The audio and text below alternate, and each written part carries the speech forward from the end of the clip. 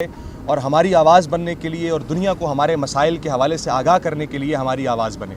میرے ساتھ موجود تمام تر طلبہ تنظیموں کے نمائندگان اور میرے پیچھے اگر آپ دکھا سکیں تو سینکڑوں کی تعداد میں بین الاقوامی اسلامی یونیورسٹی میں زیر تعلیم طلبہ، ہم سب آپ کا بہت شکریہ ادا کرتے ہیں۔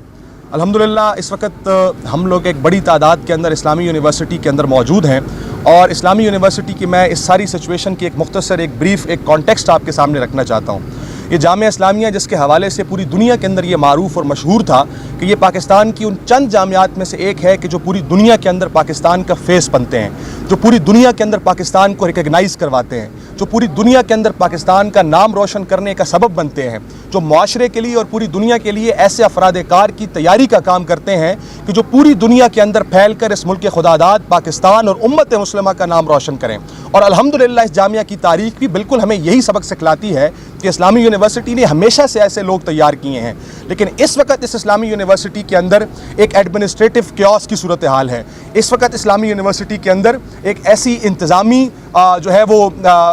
ایسی بے راہروی کی صورتحال ہے کہ جس کے نتیجے کے اندر آئے روز اسلامی یونیورسٹی مسائل کی آماجگاہ بنتی چلی جا رہی ہے۔ آئے روز اسلامی یونیورسٹی کے اندر وہ کوئی بھی کمیونٹی ہو یونیورسٹی کی، چاہے وہ طلبہ ہوں جو کہ بنیادی سٹیک ہولڈرز ہوتے ہیں، چاہے وہ اس کے علاوہ سیکیورٹی گارڈز ہوں ان کی کمیونٹی، چاہے کوئی مالیوں کی کمیونٹی ہو، ڈرائیورز کی کمیونٹی ہو، فیکلٹی ممبرز کی کمیونٹی ہو، انتظامیہ کے اندر موجود دیگر افسران کی کمیونٹیز ہو، تمام تر کمیونٹیز اس وقت اسلامی یونیورسٹی کے اندر موجود چند کالی بھیڑیں، اور میں یہ بات دہرانا چاہوں گا کہ میں گنتی پر انگلی پر گن سکتا ہوں کہ چند کالی بھیڑیں اور چند وہ لوگ کہ جو اپنے ڈرائنگ روم سے بیٹھ کر، اپنے واٹس ایپ گروپس اور واٹس ایپ چیٹس پہ بیٹھ کر اس یونیورسٹی کے معاملات کو مینیپولیٹ کرتے ہیں، اس یونیورسٹی کے انتظام کو اپنے مطابق چلاتے ہیں، اپنی گھٹیا سیاست کی بھینٹ چڑھا دیتے ہیں، اور اس کے نتیجے کے اندر جو سفر کرنا پڑتا ہے، جو مشکلات کا سامنا کرنا پڑتا ہے، وہ طالب علم کو کرنا پڑتا ہے اور وہ دیگر ان تمام کمیونٹیز کو کرنا پڑتا ہے جو میں نے آپ کے سامنے ابھی رکھتی ہیں۔ اس وقت کی صورتحال یہ ہے کہ بین الاقوامی اسلامی یونیورسٹی نے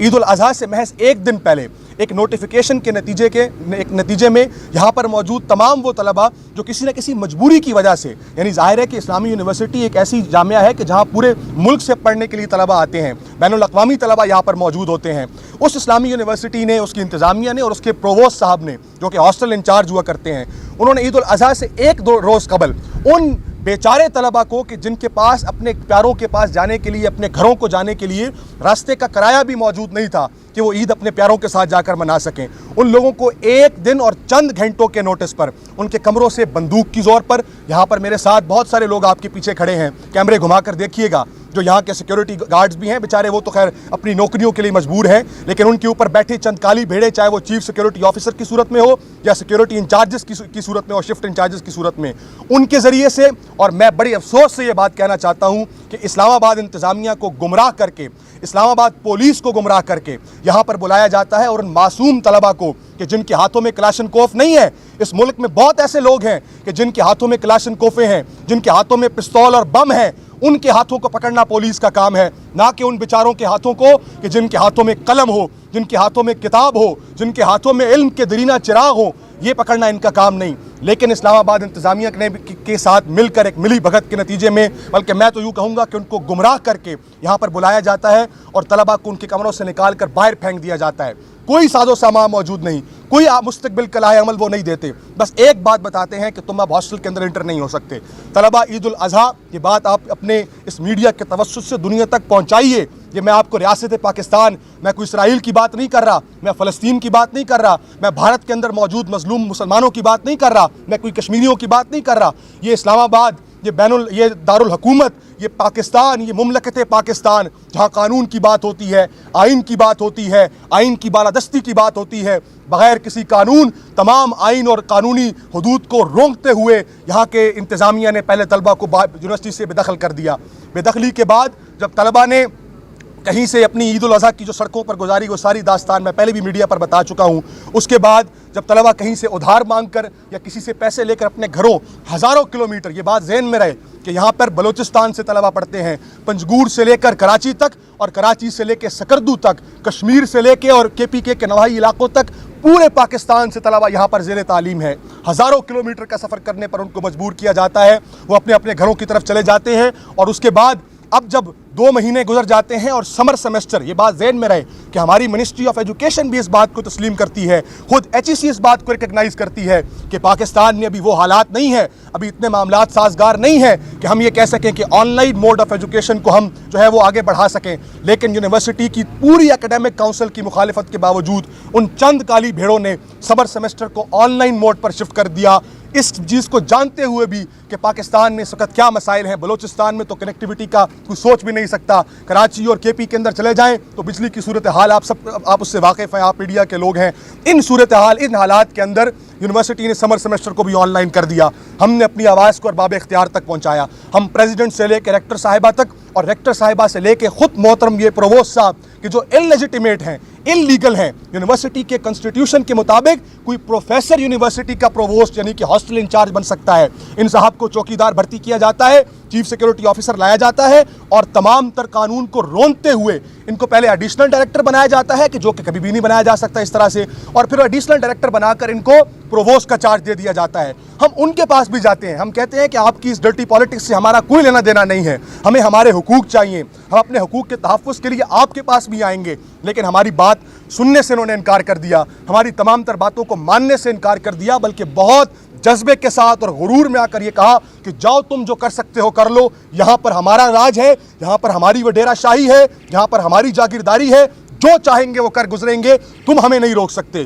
جب ہماری بات یہاں پر نہیں سنی گئی, ہم ارباب اختیار تک گئے, ہم حکومت کے ایوانوں تک گئے, ہم ایوانوں تک اور سینٹ تک گئے, ہم نے اسلام آباد ایڈمنسٹریشن سے رابطہ کیا, یہاں تک کہ کسی نے ہماری بات کو یا تو سننے سے ہی انکار کر دیا یا جس طرح سے پاکستان کی صورتحال ہے کہ لالی پاپ دے کے اپنے گھروں کو واپس بھیج دیا. جب ہماری بات پر کوئی سنوائی نہ ہوئی, اسی دوران اسلامی یونیورسٹی کی انتظامیہ نے جب دیکھا کہ طلباء نے پہلے بھی ایک پریس کانفرنس کی ہے, احتجاج ریکارڈ کروایا ہے, اپنی بات کو میڈیا کے ذریعے پورے پاکستان اور پوری دنیا تک پہنچایا ہے, تو انہوں نے اپنے اوچھے ہتھ کنڈوں سے باز آنے کی بجائے ایک نیا اوچھا ہتھ کنڈا رچ لیا, اور وہ یہ تھا کہ 1-2 دن کے نوٹس کے اوپر جن طلباء کو ہزاروں کلومیٹر کا سفر کر کے گھروں کے بھیجا تھا, ان کو حکم یہ دیا گیا کہ اب ہزاروں کلومیٹر کا سفر کر کے واپس آؤ, اپنا سامان اپنے کمروں سے اٹھاؤ اور نکل جاؤ. ہم تمام سیٹس, یعنی کہ یہ سیٹیں کوئی 2, 4, 10, 15, 20 کی بات نہیں ہے, یہ 4000 لیگل الاٹی طلباء کہ جنہوں نے اپنی ہاسٹل کی فیسیں ادا کی ہیں, ان کو کہا جاتا ہے کہ 2 دن کا وقت ہے, اپنا سامان کمروں سے اٹھاؤ,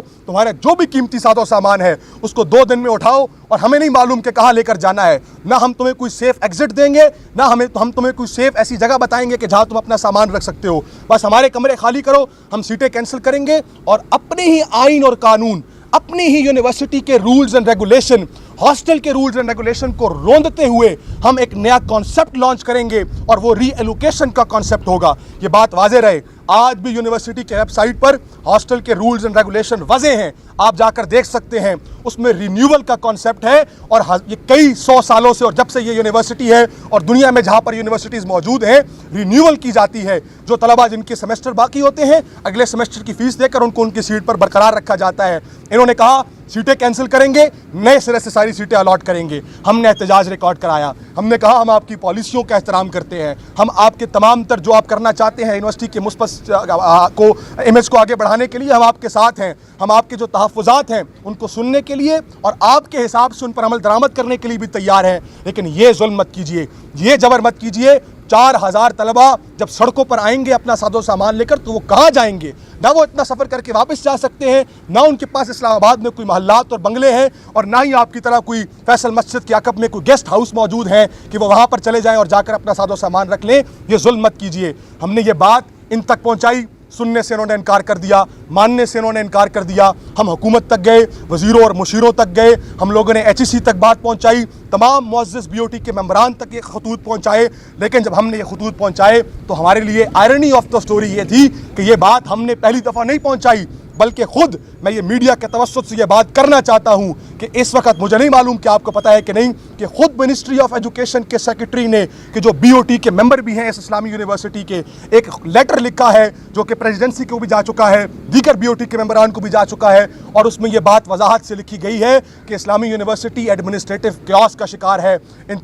بد انتظامی کا شکار ہے, چند لوگوں کے شکنجے کے اندر ہے, اپنی منمانیاں کرتے ہیں, اپنی مرضی سے فیصلے کرتے ہیں. یونیورسٹی کا ایکیڈیمک ہو یا نان ایکیڈیمک معاملات ہو, ہر چیز ڈاؤن گراف ہوتی چلی جا رہی ہے, تباہ و برباد ہوتی چلی جا رہی ہے. آپ لوگ اس پر ایکشن لیجئے. یہ بات کوئی طالب علم نہیں کر رہا, یہ بات کوئی سیکنڈ یا تھرڈ پارٹی نہیں کر رہی, खुद हुकूमत